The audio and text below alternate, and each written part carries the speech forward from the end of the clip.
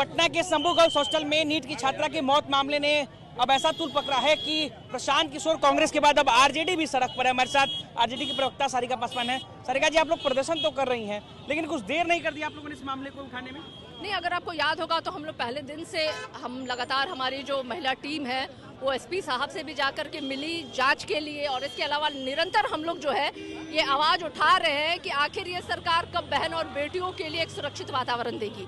क्यों भाजपा शासित राज्यों में ही इतना ज्यादा बलात्कार और हत्या हो रही है? आप देखिए, खगड़िया में 4 वर्ष की बच्ची का बलात्कार, बक्सर में 14 साल की बच्ची का बलात्कार और हत्या, पटना में हॉस्टल में ही अभी 2 ऐसे आए हैं, अभी खुलासे हुए हैं कि 2 बच्चियों की हत्याएं की गई हैं, बलात्कार की गई हैं। अभी औरंगाबाद की भी एक बच्ची का बलात्कार और हत्या, अनगिनत ऐसे मामले। मैं तो 2-4 आपको गिना रही हूँ, लेकिन लगभग बिहार के हर कोने में बहन और बेटियों की आबरू लूटी जा रही है और अपराधी जो है वो खुले घूम रहे।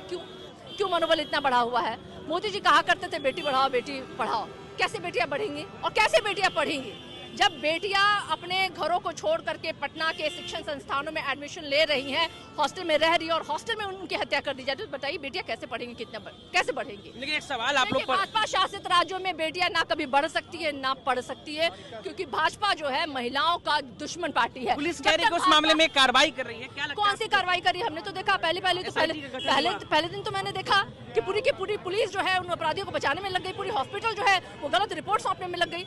किस पे भरोसा करें हम? बिल्ली को दूध की रखवाली नहीं दी जाती है। इस मामले को कैसे उठाएगा? क्या ये सिर्फ प्रदर्शन सड़क तक सिमट कर रह जाएगा? चाहते हैं बेटियों को बढ़ने का मौका दिया जाए, पढ़ने का मौका दिया जाए। और ये भाजपा शासित राज्यों में क्यों बहन बेटियां सबसे ज्यादा प्रताड़ित हो रही हैं?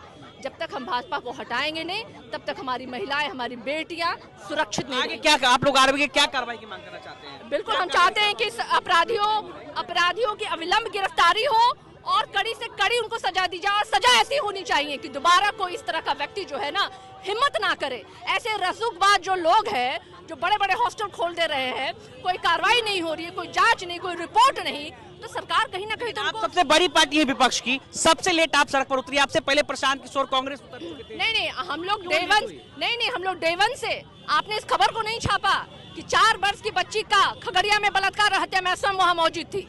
सड़कों पे हम उतरे थे, हमारे लोगों की गिरफ्तारी हुई, जेल में बंद किया गया जैसे वो आतंकवादी हैं, अपराधी हैं, सिर्फ इसलिए क्योंकि हम लोग बेटियों के समर्थन में सड़क पे खड़े हैं। हम बक्सर में जाके खड़े थे उस 14 वर्ष की बच्ची के साथ, लेकिन हमारे ऊपर कार्रवाई की जाती है, लेकिन अपराधियों के ऊपर ये सरकार कार्रवाई नहीं करती है। ये बिल्कुल झूठ है। जब भी कहीं भी किसी पे अत्याचार हुआ है तो राष्ट्रीय जनता दल, हमारे नेता जो है सड़कों पे सबसे पहले उतरे हैं। तेजस्वी जी आएंगे इस मामले में सामने? हमारे जितने सिपाही है ना, तेजस्वी जी के सिपाही हैं। हर एक अंदर व्यक्ति के अंदर में तेजस्वी जी की विचारधारा है, लालू जी की विचारधारा। क्या खुद सड़क पर आएंगे कभी इस मामले में? तेजस्वी जी के ही आह्वान पे आज हम सड़कों पे उतरे हैं। और ये विषय सिर्फ मेरा और आपका नहीं है भैया, ये विषय पूरे बिहार की बहन और बेटियों का है। आपकी बहन का है, आपकी बेटी का है, मेरी बहन मेरी बेटी का है। तो ये मामला किसी एक पार्टी और एक दल और किसी एक महिला का नहीं है, ये पूरे बिहार और पूरे देश की बहन बेटियों का मामला है। और हम, एक महिला अपने आप में एक अलग जात होती है, और महिला जाति पे जिस तरीके से प्रताड़ना हो रही है, उस प्रताड़ना के खिलाफ आज हम सड़कों पे। चलिए, तो हमारे साथ सारिका पासवान, उन्होंने क्या कुछ कहा आपने सुना। निकेत कुमार, बिहार तक, पटना।